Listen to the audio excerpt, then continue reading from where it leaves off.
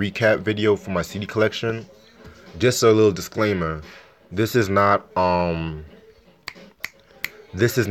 all my CDs, but these are the CDs in my apartment. So yeah.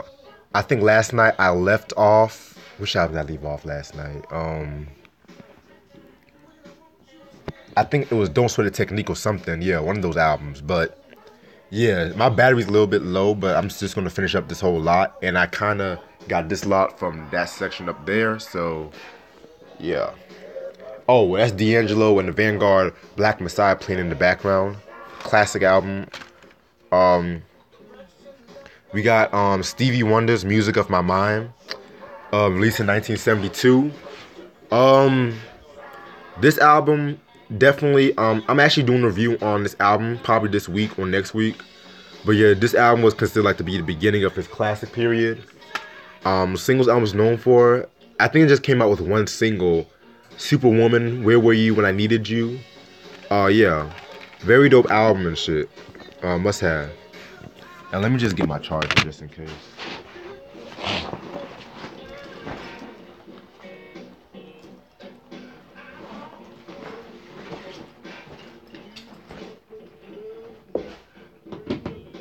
I swear, if anyone can buy me a webcam, that would be much useful, but yeah. Okay, we're charging. Okay, we good. Alright. Next album. This is next album, Talking Book. It's released the same year. In my opinion, a much superior album than Music of My Mind. Definitely a very good album. Classic album. Singles I was known for are You Are the Sunshine of My Life, Superstition, and I want to say You and I was a single, but I have to double check.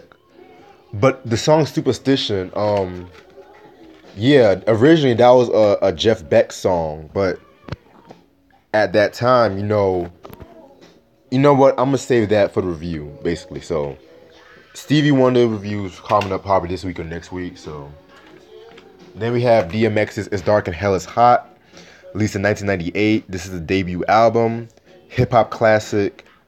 What can I say about this album? Like, this is a very, very dope album. One thing I loved about this album was how dark and grimy it was, especially coming out at the time of the whole Shiny Shoot era. Singles I was known for are Rough Riders Anthem, Get At Me Dog, featuring Sheek Louch. I think X is Coming was a single. No, X is Coming, that was a single, excuse me. How It's Going Down, and Stop Being Greedy. Like, very dope album right here. I need to definitely do a review on this album. Yeah, very good album. DMX's prime magnum opus. Then we have Capadonna with the fucking Pillage album, his debut album, released in 1998. Yeah, I'm definitely gonna do a review on this album too, pretty soon. So most of my thoughts I'll save, but this is definitely that raw, gritty whoosh sound that I fucking like. Then we have Ohio Players with Honey, released in 1975. Classic.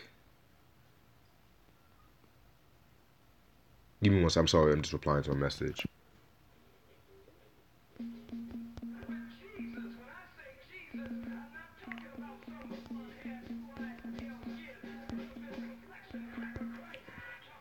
Sorry about that, but okay. So the Ohio Players, Honey.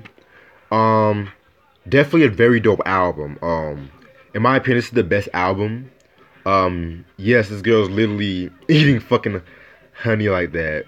And that's the thing about the Ohio Players, which I love. Like, they had like all these sexy girls as album covers, and at that time it was controversial, but from what I've looked up, the reason why they did all that was because of the fact that they wanted like to like, you know, put an emphasis on black beauty and shit like that. So yeah, singles I was known for are Honey, Sweet Sticky Thing, and Love Roller Coaster. A little trivia about the song Love Roller Coaster. There's this like high pitched yell, well, this high screeching sound, as I should say, and a lot of people kind of thought that this lady was being murdered because they burned her with the honey or some shit. But It was actually a keyboard effect and shit like that. That I think the keyboard name was Billy Beck used. So yeah, very dope album. This is Ohio players at their prime, in my opinion. After I would say after Contradiction, that's when it was like the beginning of the end for them. Then we have Nas's with Godson, released in 2002. Um, Must have in your collection. Definitely a very good album. Probably his most darkest album is Discography because around this time, you know, his mom was dying. She was having cancer and shit like that, and he was basically, you know, going to the whole beef with Jay-Z and shit like that, which he killed him with the whole ether. Yeah, so that's a very good album and shit like that. That's a very good album. Um, Singles album the album was known for are Made You Look, let me see, I Can, Thug's Mansion, which is a song I cannot fucking stand to this day. So yeah, very dope, very dope album and shit like that. Mm. Then we have Boyz II Men's second album, 2, released in 1994. Very good album. A lot of people kind of say this is their best album. I can't argue with that because Boyz II Men in the 90s was just like no one could like top Boyz II Men in the 90s. They brought like that R&B group, that vintage 60s kind of thing, and married it with like the 90s. Like very dope album, very dope group. After the 90s, I kind of lost interest in them, but that's another story for a different day. Some of the singles it was known for are Vibin', I'll Make Love to You, which is a song that actually got me into Boyz II Men, On Bended Knee, and The Water Runs Dry. Yeah, I think this is the most successful album, definitely. Like, this album was a very good album. Production was dope. Yeah. Then we have Jay-Z with American Gangster, released in 2007. This album, the best way to put this album, if you guys want A Reasonable Doubt 2, this is the closest thing you'll get. In my opinion, I feel like this album does not get the praise it deserves and shit like that. Like, because everyone was kind of recovering from the whole Kingdom Come album, which I don't have in my collection and shit like that. And so he was inspired by the movie American Gangster, the Denzel movie. Singles albums known for are Hello Brooklyn. I think that was the single, if I'm not mistaken. Rock Boys, I Know. I love that song, I Know. What other? There was a Blue Magic. Oh, Blue fucking Magic. That song right there, definitely a fucking banger right there. Yeah. Lauryn Hill's The Miseducation of Lauryn Hill. Dope album, very groundbreaking, classic. Singles albums known for Lost Ones, X Factor, Doo-Wop. I mean, hip hop, R&B, neo soul, jazz. What can I say? It's Lauryn Hill. Then we have Nirvana's with In Utero, released in 1993. This was the last official album together before Kurt Cobain's death. Rest in peace to Kurt Cobain, by the way. My favorite album from them. Definitely much more darker and grittier. Much more darker and grittier and things of that nature. So, yeah, very good album. Singles albums known for are Heart Shaped Box. I think Rape Me was a single. Pennyroyal T, I think that was a single. So, and All Apologies. But I believe All Apologies, that was a single for the unplugged version, but it still got radio airplay. So, yeah, dope album. And then you have Jay-Z's third album, Volume 2, Hard Knock Life. To be honest with you, you guys should know how I feel about this album. I've kind of had mixed feelings over the years. It softened up on me recently, but still, I kind of prefer Volume 1 over Volume 2, to say the least. But I know a lot of people are going to get mad at me, but still, I don't care. Singles albums known for are Hard Knock Life, Nigga What, Nigga Who, Money Cash Hoes, Can I Get a... Yeah, y'all should know the deal with this album, so. Then you have Quincy Jones with fucking the Dude album. Hold on, this fucking phone. Oh, I hate this bullshit phone. You guys should know who Quincy Jones is. He's definitely a pioneer when it comes to production, like jazz and shit like that. This album right here was released in 1981. It came out with a couple of singles like Just Once and I believe 100 Ways too. Yeah, definitely one of my favorite Quincy Jones albums. Like, very good album right here. I need to get more of his albums. I need to get my hands on Body Heat, definitely.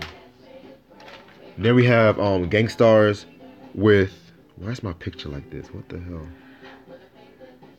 Gangstar with Moment of Truth, released in 1998.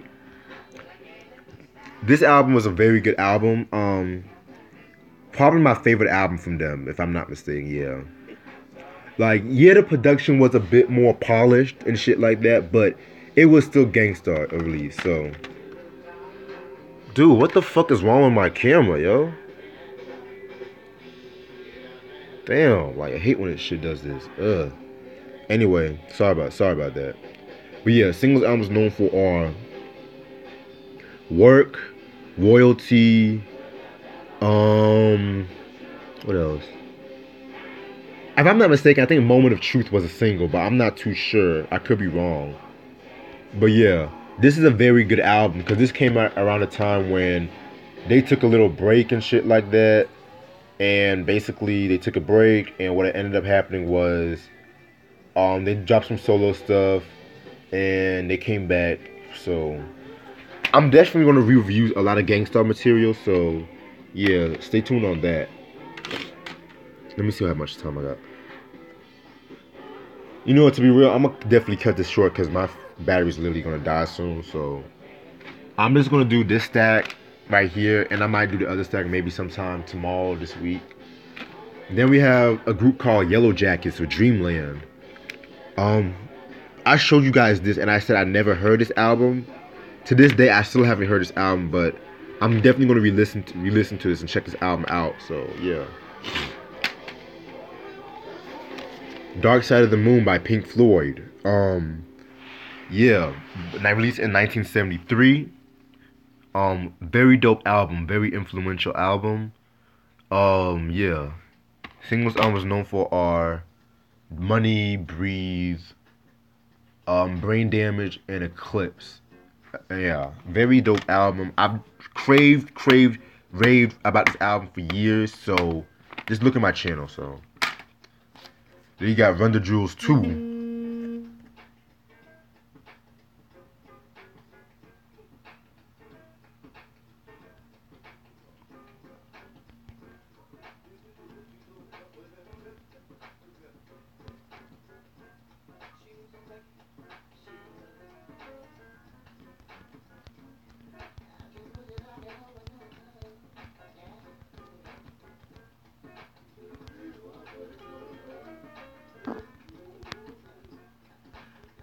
I'm sorry, I'm replying to somebody, but yeah.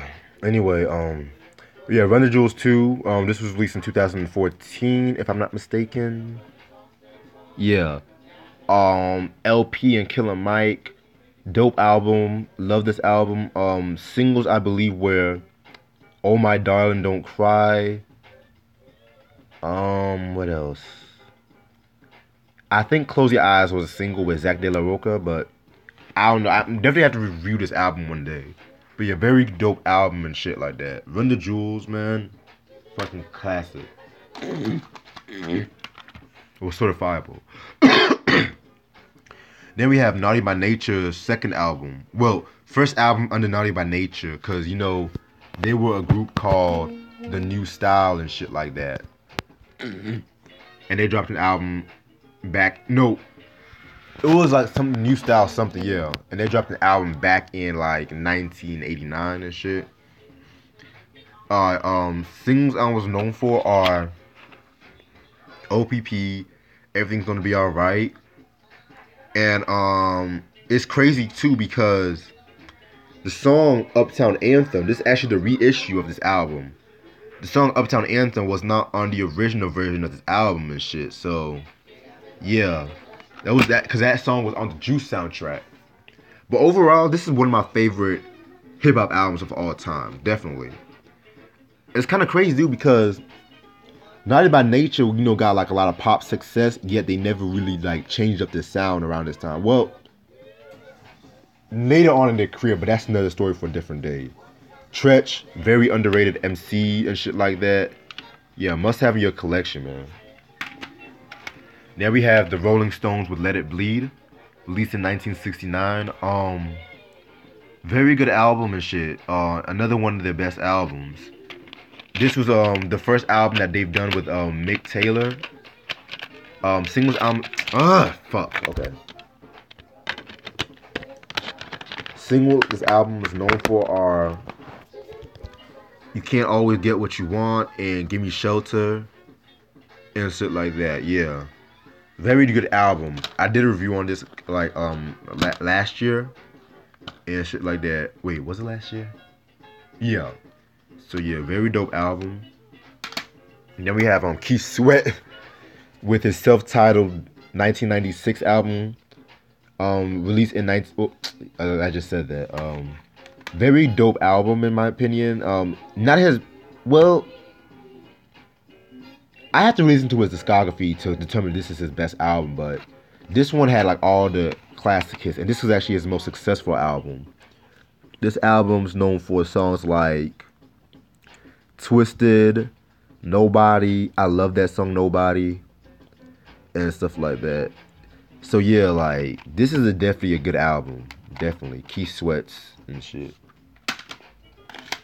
Then we have Bob James with the Genie, themes and variations from the TV show Taxi, released in 1983.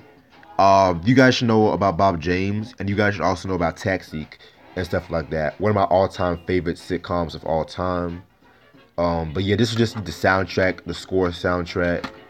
Like, yeah, I had to get this album though. I had to get this because Taxi definitely had like a very good score and shit. So must have in your collection if you can find it because it's actually out of print. And then now we have the last album is gonna be on Prince, the hits and the B-sides, released in 1993. Interesting compilation because the first two discs is like all his greatest hits, but disc 3 is like all of his unreleased shit and stuff like that. Oh, even though you did have some unreleased shit sprinkled around the first two discs as well. And in order to get the third disc, you actually have to buy this whole collection and shit. It's kind of crazy because I saw this album in Barnes & Noble for like $10, and usually it goes up to about $30 or $40 and shit. And they sell like the first two discs separately. So that was definitely a catch though. So yeah, definitely a must-have. This is definitely a must-have in your collection. If you're a Prince fan and you don't own this compilation, I don't know what to tell you. But these days, these days you can definitely find it. But at the same time, you can see it in stores. But prepare to pay an arm and a leg for that. That's all I'm gonna say. And that's all the time I have for this vinyl collection. So, or the CD collection. So, peace.